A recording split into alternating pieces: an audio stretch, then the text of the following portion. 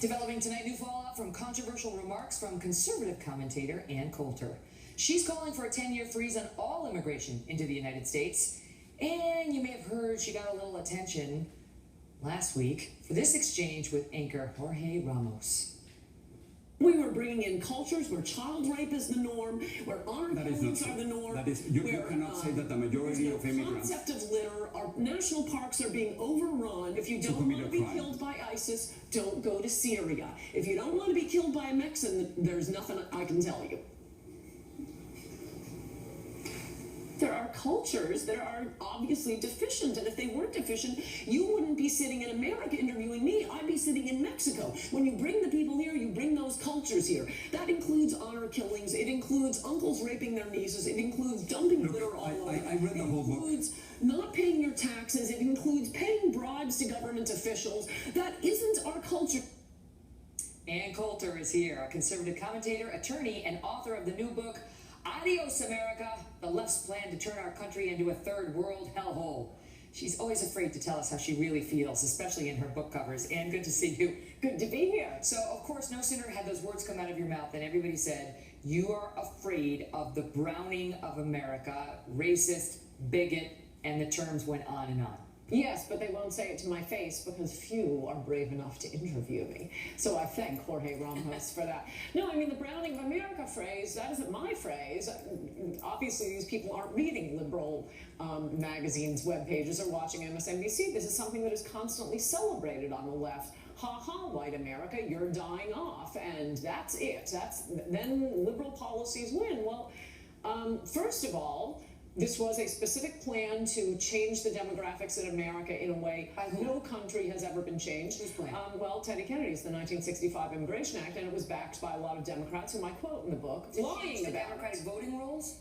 Oh, yes, to help the Democrats, and they brag about it. I mean, this isn't a fantasy of mine. I have them on record and being quoted in the book. Is your objection, I know, and if you're interrupting, is it more about stopping the political fallout from that or stopping the change to the culture that you No, the point I'm making with that, obviously that should be important to me as a Republican, but it's the culture of America that is being changed. It's the most successful culture on earth, and particularly for women, children, plants, and animals. Minorities have never been treated with such respect. I mean, you go back to de Tocqueville talking about how women are treated in America.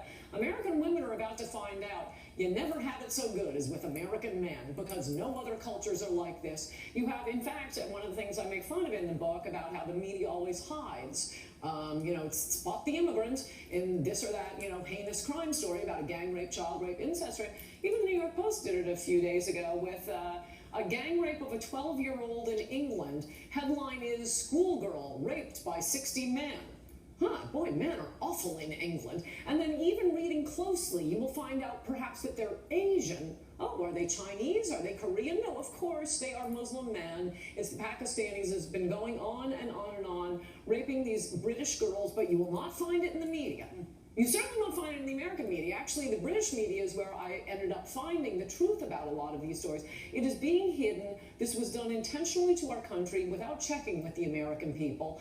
And the reason it was done was to get the Democrats 30, 40, 50 million new voters. It's working, and they have the audacity to act like their arguments are winning. Ha-ha, we've been vindicated. No, you changed the voters. They point to the polls, and I know you have questions about these, but they say, look, the polls show that actually people do favor immigration reform and that they want to see a path to citizenship for these immigrants, that nobody can or wants to deport 11 million people. You say that's a fallacy. Yes, and I go through some of the more respectable of the polls because the questions are loaded and they're lies on both sides. On one side, you have all of the hoops that the illegals will have to jump through, and they'll have to learn English and take civics lessons and pay fines and taxes, and we're going to make all kinds of money on this. Well, none of that ever has happened. None of that ever will happen. In fact, in Rubio's bill, even when these polls were being asked, the bill had been changed so that we wouldn't even attempt to collect back taxes. They would be getting taxes, and other than me, no one has suggested rounding them up. Mitt Romney had the toughest position of any presidential candidate in my lifetime on immigration, and what he said was self-deport, i.e., Go home the same way you came once the jobs dry up, when we enforce E-Verify. Let me ask you about your moment, another moment on Jorge, where there was a woman, a self-described illegal immigrant, who wanted you to give her a hug. We talked about it on the show because you got hammered for not giving her a hug. You said you had a terrible cold, and it was clear that you didn't want to do it. Did you sense a setup? Well, it's more, I sensed that we were in the question and answer segment. And my thought is that means question and answer. And you'll often have people, trying to turn question and answer into their little show and a piece of performance art.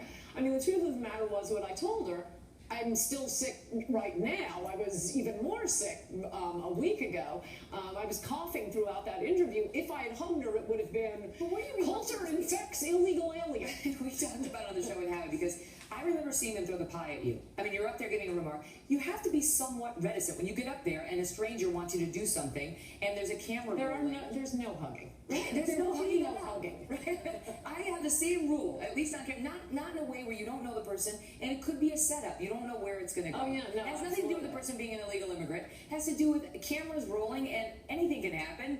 And history, in your case in particular, has proven you should be a little wary. Oh yeah, there is not only the danger issue, but there is the issue of question and answer being taken over. That's why we alert the audience to what will be happening now by calling it question and answer. And not kiss and hug. Not kiss and hug. This isn't a therapy session. No kissing, no performance arts. And the title has got a lot of tongues wagging, as they always do. Adios, America. And that means goodbye. Just for those at home. I did take a little Spanish. Great to see you. Thank you. Good luck with the book.